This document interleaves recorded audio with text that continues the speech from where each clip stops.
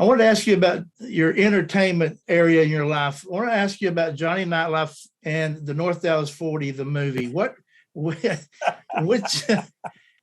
I love that movie. I mean, all of my compadres, we love that movie. Which guy was in that movie? I ain't telling you. Hello, everybody, and welcome to this week's show. He's one of the best, if not the best, offensive lineman to ever play the game of football. He played 9 seasons with the Dallas Cowboys and played 1 season with the stinking Philadelphia Eagles. Excuse me for that, John.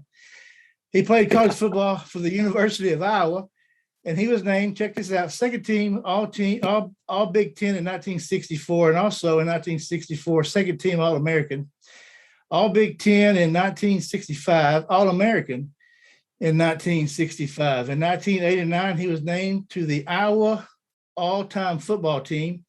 In 1997, he was inducted into the Suffolk Sports Hall of Fame. I hope I didn't mispronounce that. And in 2006, he was inducted into the University of Iowa Athletics Hall of Fame.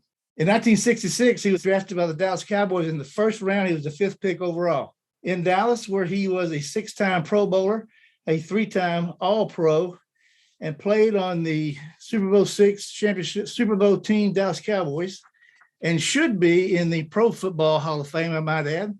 Please welcome today's guest, Mr. John Niland. How you doing, sir? Fine, Tony. How you doing? You are the baddest pulling guard to ever play the game of football. How does that make you feel? Well, I think I had a pretty good talent. I don't know if I was the baddest. I think I was pretty tough at it. I may be a little prejudiced. Yeah, I'm a little modest, though, Tony. I'm sorry about that. No, you're good. In my opinion. Now, before we get started, I do want to share a little short story.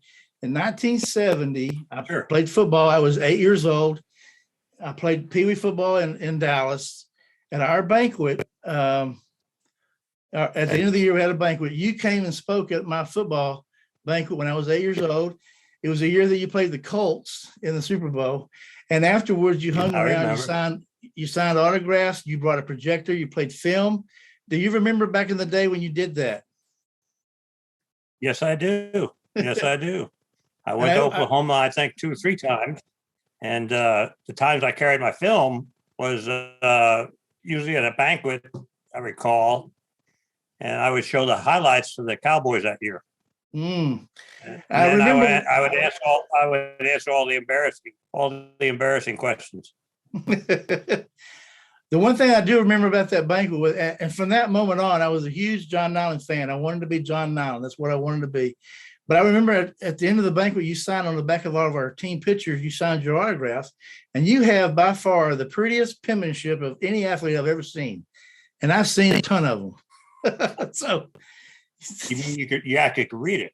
Oh, you could read it very well. Let's get into this thing now. Before I read you a list of accolades, and believe me, those are impressive. But the first thing I want to talk about, which is the main thing I think you would agree, is your Christianity. Would you not agree?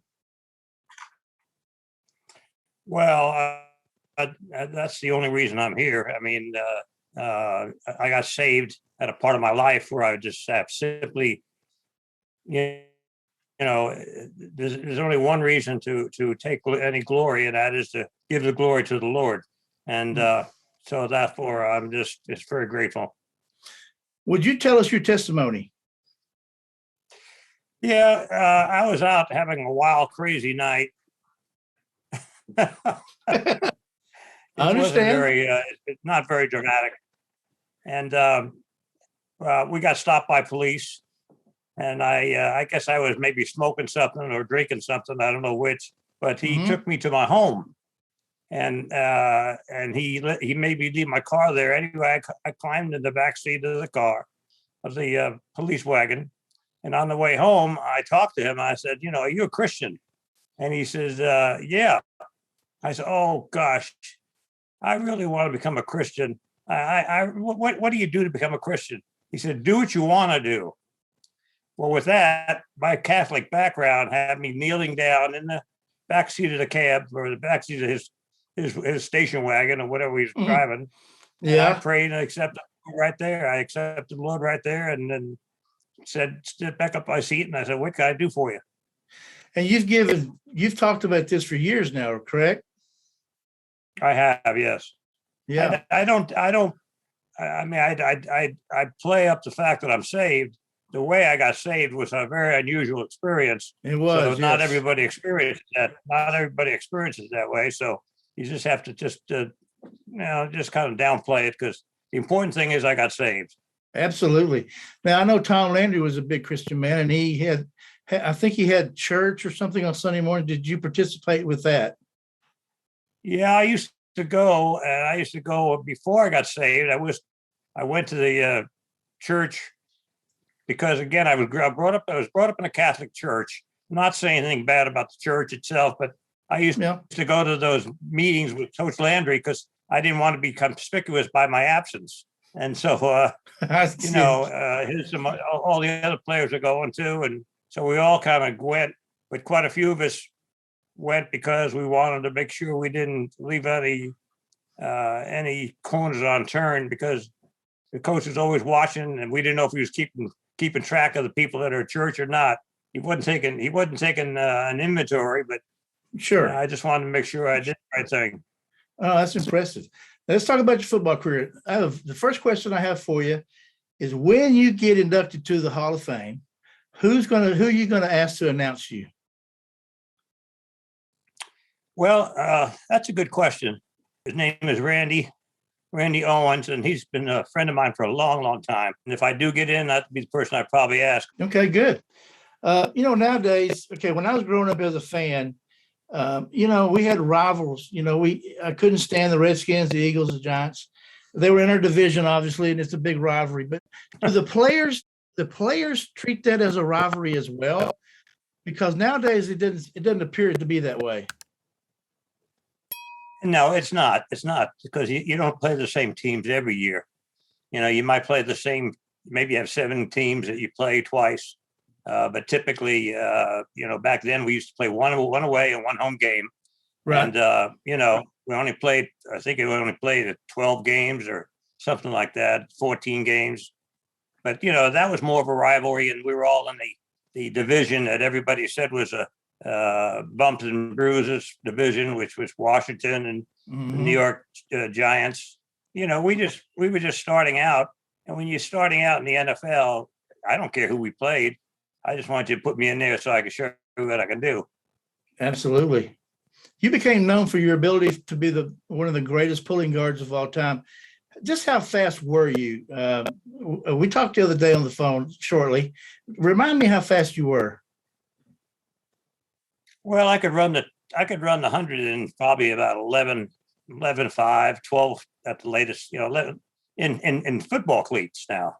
And when you run the 100-yard dash, we had Bobby Hayes, the world's fastest human, who ran it in, I think, 9.2 or 9.3 in track. But, I ran it in about 10.5, 10.11. I was pretty fast. That's amazing. And I didn't have a security of a job yet. I had no-cut contract, but no-cut contract is fine. But you don't want a no-cut contract sitting on the bench. Absolutely. That's pretty fast. I'd hate to be getting your way. You're like a locomotive coming through there. So that year, y'all played with Dwayne Thomas, the year that you won the Super Bowl, and he kind of had a reputation for not talking much that season. Do you remember that ordeal? Yep, I do. And Dwayne Thomas talked to this very day. We talk on a very regular basis. I'll hear from him every couple of months. I was one of the few players that would talk to him in a professional way, and kind of, he made me a great blocker. He could set up a block for me that made me look good, but he was the one setting it up. And I was the one who would give him thanks. Nobody else would talk to him, and I did. I went out of my way to try to develop friendships. And as I said, to this very day, I still hear from him every couple of months or so, or Christmas or birthdays, whatnot. So we stay in touch. I'm glad to hear that. Every day in practice, you went up against Bob Lilly. Now, that had to make an impact on your career. It gave me a headache every day. Just getting ready for Bob.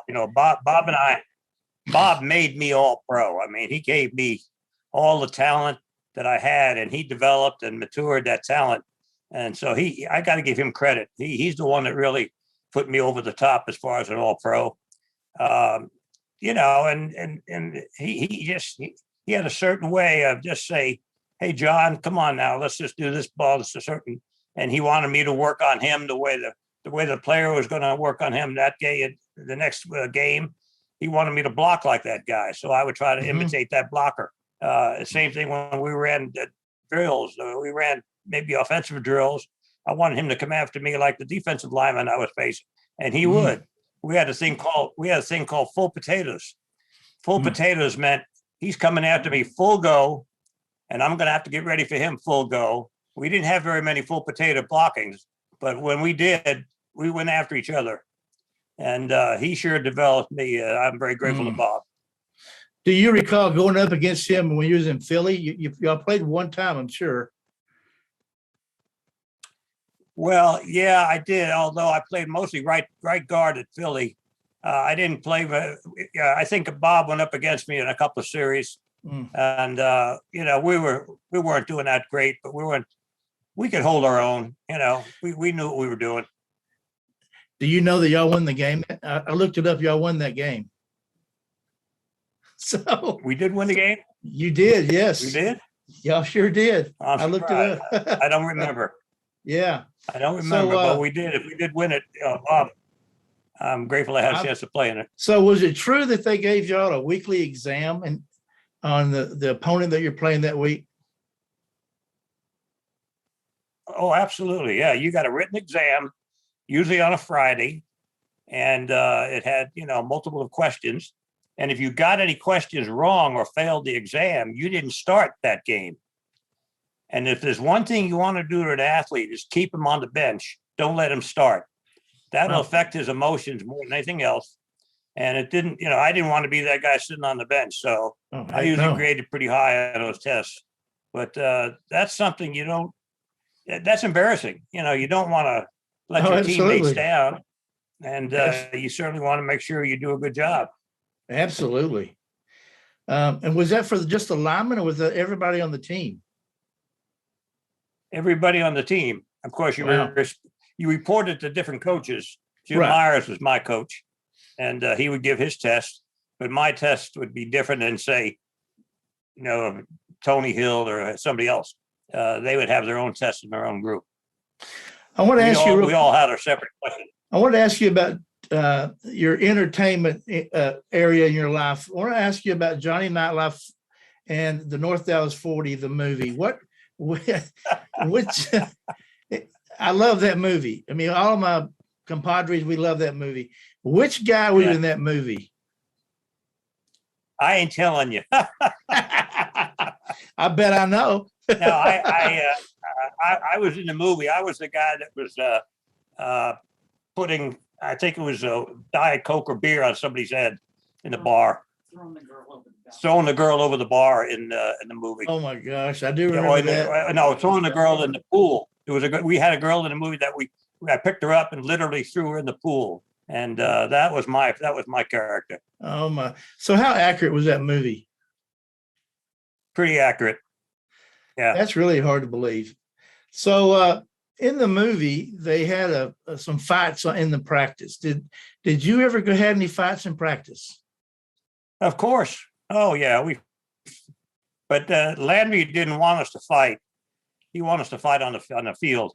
But so every once in a while, Ernie Stautner, our defensive line coach, he'd set somebody up there, and he'd get somebody riled up on defense, and he'd say, "Go after that guy." And before you knew it, we were in a fight. But that didn't happen very much because we respected each other. Everyone has a bad day. Sometimes you have a bad game. We didn't want to beat up on each other. Absolutely. Now, rumor has it that you had a movie career. Is that correct? Yes, I did. And the movie still plays today on one of those cable channels. Some people came to me and said, "Hey, we got this movie called Twisted Brain." Twisted Brain. And Twisted Brain. At first, it was called Horror High, like Horror High School. Yeah. But then they changed the name to Twisted Brain, and I was the Twisted Brain. I was the one I was the monster. You were the. Are you No, serious? I was a good guy. I was a good guy. So What did you was just I? do? That guy? I was the mean coach, my wife said. The Well, mean anyway, coach. I was a mean coach. Did you just do one movie or did you do others? Oh no, that was it.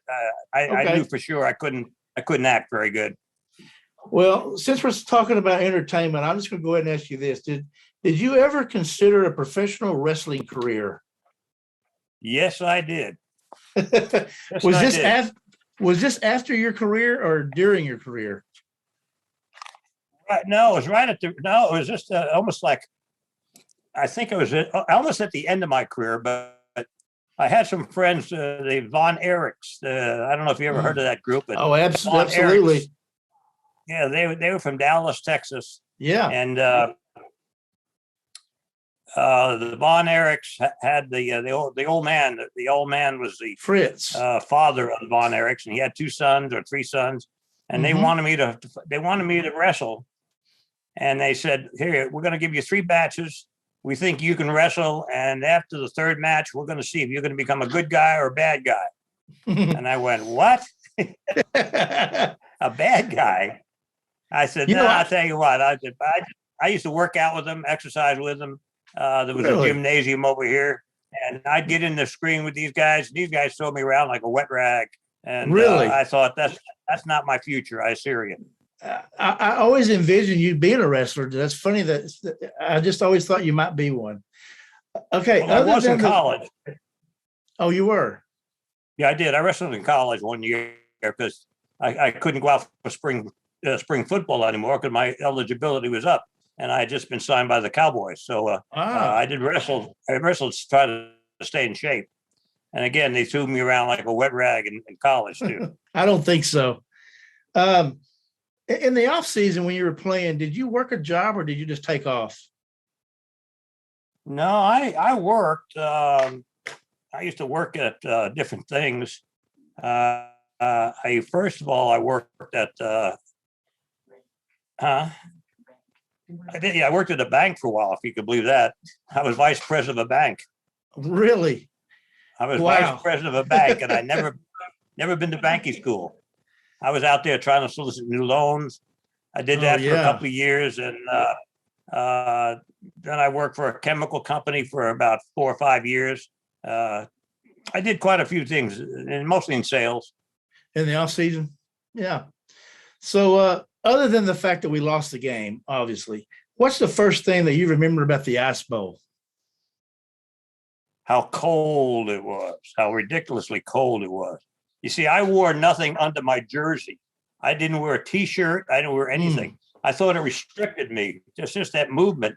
I was restricted. So I didn't wear anything, and I froze my butt off. I mean, it was ridiculous. And they tried to keep us warm on the sidelines, putting us in, they had coached, they threw over something. But, I was ready to run back out there again because running around kept me warm enough. Even it being that cold? I remember that. Well, yeah. And in fact, the morning of the game, we couldn't get out of our hotel rooms. Oh, that was back in the old days. They used to have these, we stayed at these hotels that had doors opening onto the patio or to the pool area. And that's how you got into your room. And what happened was everything froze on the inside. Oh, and wow. everything froze on the outside too, but they couldn't get us out of the rooms. Somebody had to come around that morning and kick the doors in to get us out of our rooms. Everything was frozen shut. You had no idea that was going to happen. We knew it was going to be a tough day. So we knew it was going to be a tough game. Oh my Lord. I can't even fathom that. So what was it like to play for Tom Landry? Tom was a great leader in that he gave you the game plan. He expected you to execute, and he didn't call you by name, but he would simply say to you, you're on our team. You better study up for the game. Better play like you better play like you can really play.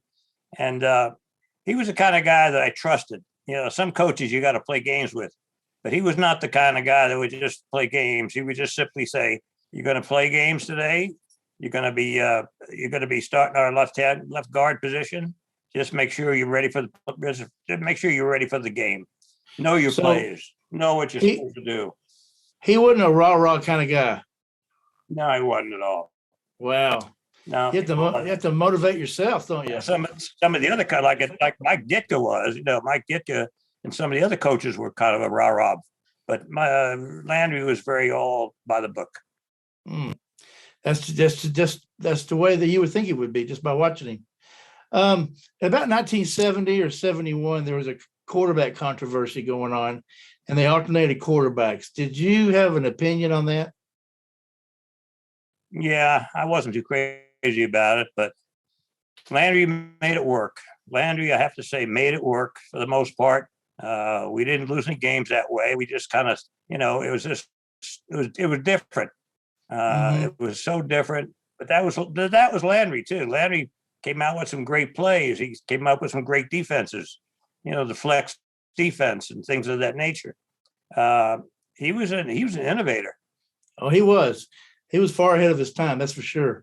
So the next question I have for you is this: do you remember what it was like to walk or run down the tunnel during a playoff game or a Super Bowl, or can you not remember those feelings? Very few of us get to experience that. Yeah.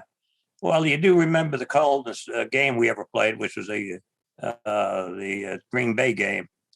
That one I remember going down the tunnel. No, most of the tunnels all look the same. Most of them, you get out there and they introduce you and you run over to the sidelines. You're emotionally excited. You're thinking over your plays. You're going over and over in your mind. You're getting ready for an important play.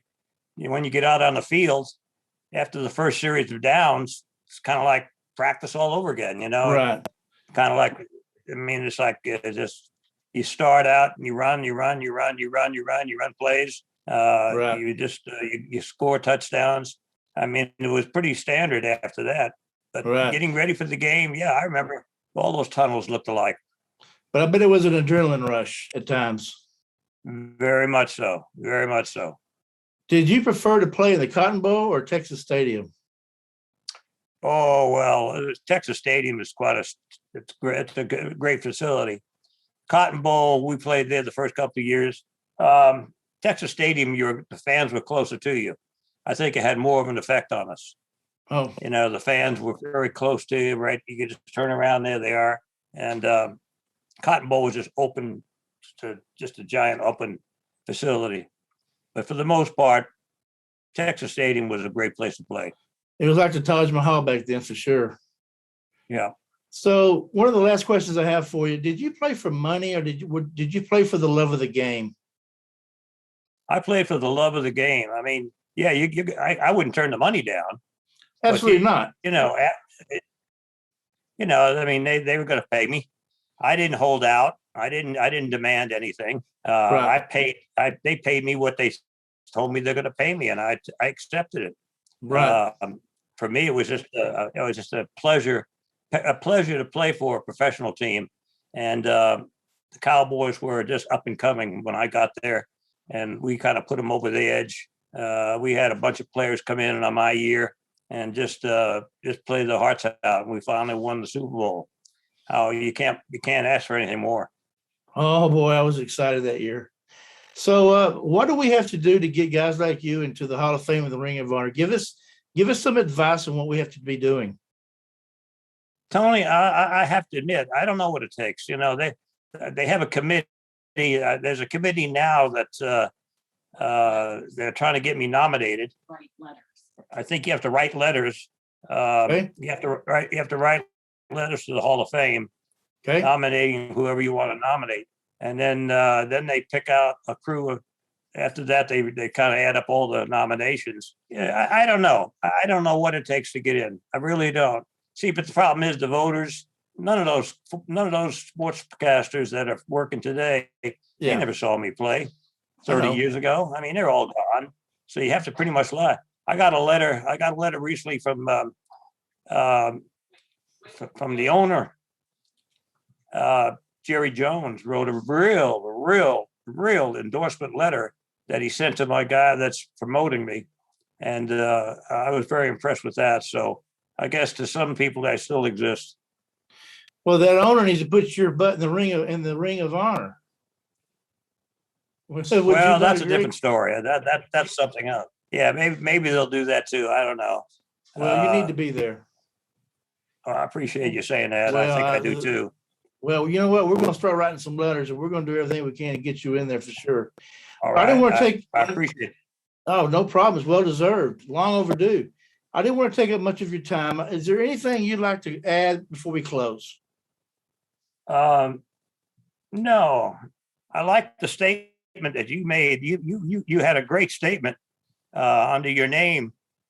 I kind of borrowed it. It's something about. What was that? Yeah, today is a gift. Yeah, today's a gift. That's why it's called the present. That's right. I think that's a great statement. Well, listen, it's been an honor to have you on the show, and it's been I just can't tell you how important it is to have you to be able to speak to my childhood hero. All right. Well, listen, thank you very much, and I want to say thank you for having me on.